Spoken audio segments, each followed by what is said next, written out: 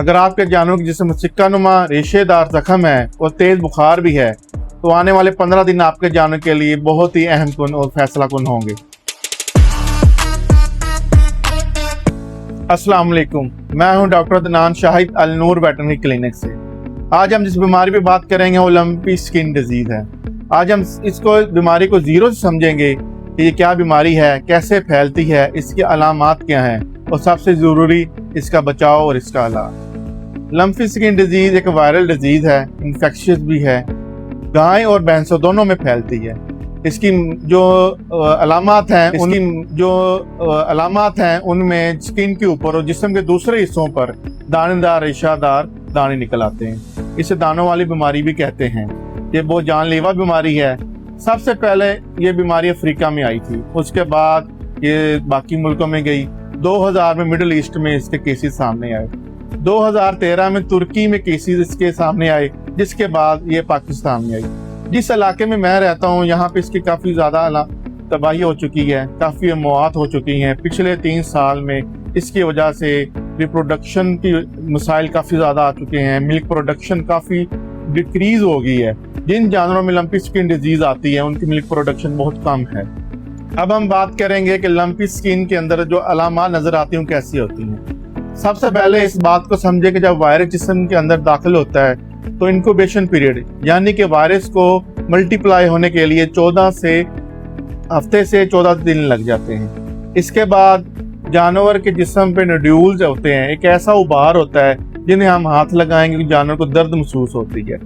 Heart और दर्दनुमा nodules होते हैं यानी कि दाने होते हैं। इसके अलावा तेज बुखार, आंखों से पानी आना, इसके अलावा नाक से पानी आना और जानवर का मिल्क प्रोडक्शन कम हो जाना, ये इसकी अलामात है। अगर इसके अंदर कोई और बैक्टीरिया यानी कि जिसे हम कहेंगे सेकेंडरी बैक्टीरियल डिजीज आती है, उसमें जिस जगह पे नोड्यूल्स होंगे वहां पे पस बन जाएगी यानी कि रेशे नुमा पस निकलेगी।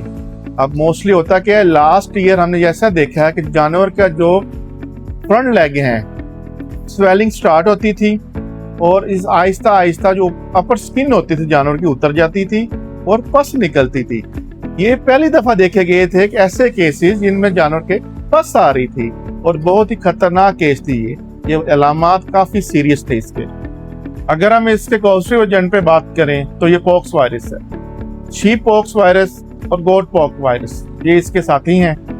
अब ये फैलते किस तरह हैं, ये ज्यादातर बरसात के मौसम में। अब जैसा कि आपको मालूम है हमारे यहाँ आगे बरसात का मौसम आ रहा है। बरसात के मौसम में कीड़े मकोड़े, कीचड़, मक्खी, मच्छर इसको फैलाने में काफी अहम रोल अदा करते हैं। ये बीमारी एपिडेमिक होती है, पूरे इलाके में इसके जानवर इससे मुतासर होते हैं। ये नहीं हो सकता कि एक जानवर को है दूसरे को नहीं है, इस तरह नहीं होता।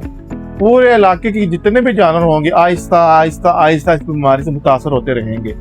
लंपी स्किन डिजीज का इलाज और इसका बचाव क्या है। सबसे पहले हम इसके बचाव की बात करेंगे। इसके बचाव में आती है वैक्सीनेशन। जानवर की वैक्सीनेशन बहुत ज़रूरी है।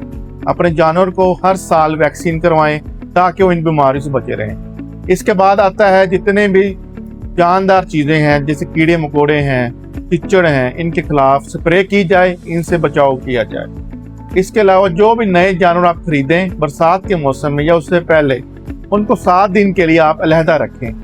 अब बात करते हैं इसकी ट्रीटमेंट की, क्योंकि एक वायरल डिजीज है, एक वायरस से फैलती है, उसकी कोई ट्रीटमेंट नहीं। अलबत्ता जो इसकी सेकेंडरी बैक्टीरियल इन्फेक्शन होती है उसके लिए हम एनसेड के साथ एंटीबायोटिक्स यूज कर सकते हैं। लंपी स्किन डिजीज में हाई फीवर होता है, इसके लिए हम एनसेड यूज करेंगे ताकि जानवर का बुखार कम हो जाए। जो लीजन होते हैं यानी कि जो नोड्यूल्स हैं, जो जख्म हैं, जो दाने हैं वो फटेंगे, उनके लिए हम स्प्रे यूज करेंगे, उन जख्मों पे मरहम लगाएंगे। इसके अलावा आइवरमेक्टिन यूज कर सकते हैं। जानवर को आइवरमेक्टिन लगाएंगे तो उसकी रिकवरी 50% बढ़ जाएगी। इसकी मोर्बिडिटी की बात करें तो मोर्बिडिटी इसकी है 50%, यानी कि अगर 100 एनिमल में आता है तो 50 एनिमल पक्के इससे मुतासर हों। मोर्टेलिटी रेट बहुत कम है लेकिन जानवरों के मौत बहुत ज़्यादा होती हैं, मोर्टेलिटी रेट कम होने के बावजूद भी। अब आखिर में एक अहम पैगाम, इस बीमारी से डरना नहीं है। अपने करीबी जानवरों के डॉक्टर से रब्ता करें और अपने जानवरों को वैक्सीन करें। अगर किसी जानवर को बीमारी आ गई है तो उसे फौरन बाकी जानवरों से अलहदा कर दें। क्योंकि वैक्सीन सबसे ज़रूरी है। ऐसे मज़ीद वीडियो देखने के लिए हमारे पेज को लाइक करें, शेयर करें और सब्सक्राइब करें। अल्लाह हाफिज़।